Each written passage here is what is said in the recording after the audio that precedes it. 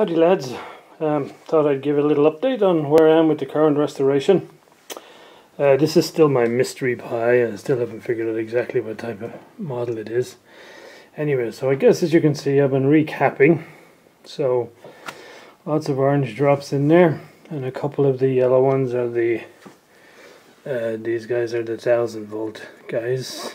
The one area that I mentioned in my last little update was the two really big caps that sat in here, and what I was going to do with them. So here's what it is at the moment. This is just a little bit of a lash up, I think, because I'm not sure if this is going to work.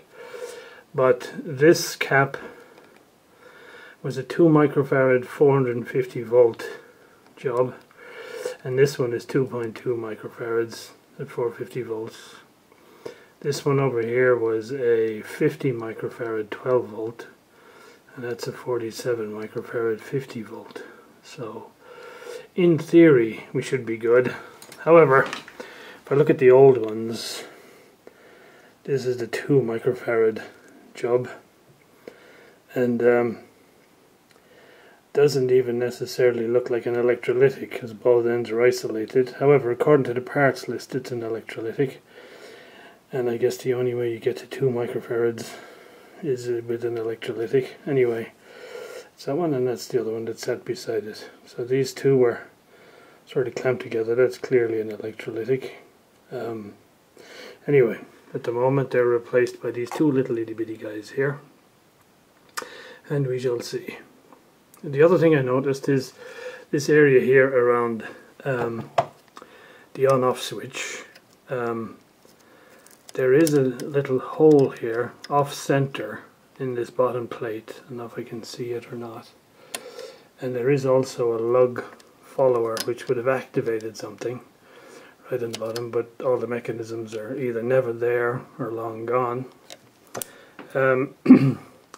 So assuming I get the rest of it working, I'm not going to leave it like this with the on-off switch basically made up of the two wires on the neutral line in wrapped together.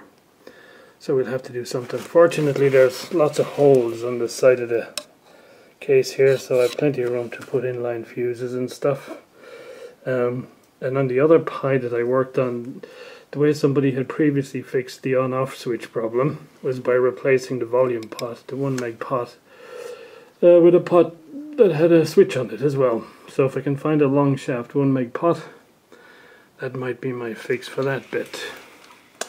So that's kind of where it is. I think this resistor here looked a little bit burnt, but it measures okay, and so for the moment I'll leave that one. I replaced a couple of resistors, but apart from that, that's it. Other parts replaced were the light bulbs. I got a packet of 6.3 volt bulbs in the mail today, so that's that.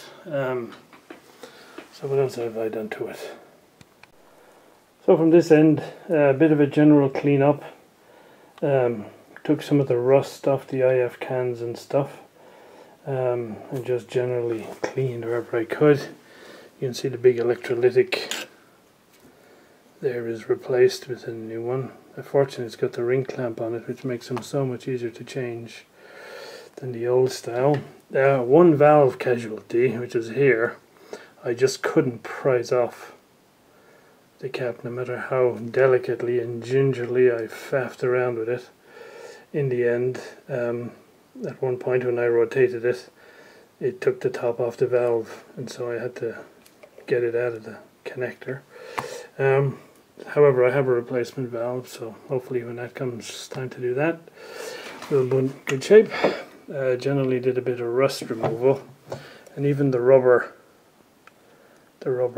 grommets on this one look like they still have a bit of life in them, unlike the last one I did.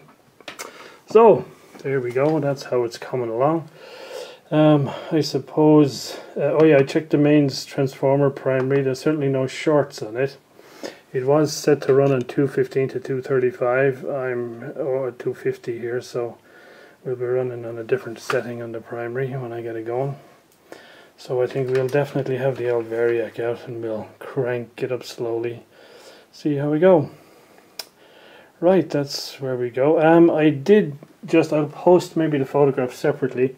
I did take some high-res images of the ID plate and did a bit of messing with Photoshop just to see if I could extract any residual information on the model type. And I'll post the photos, but the best guess, it looks like to me, it actually says P52, but I don't think such a thing exists, or certainly I can't find any reference to it online anywhere. But then the cabinet that this thing came in doesn't look like any cabinet I've seen online either. So the mystery continues. Alright guys, more to come soon.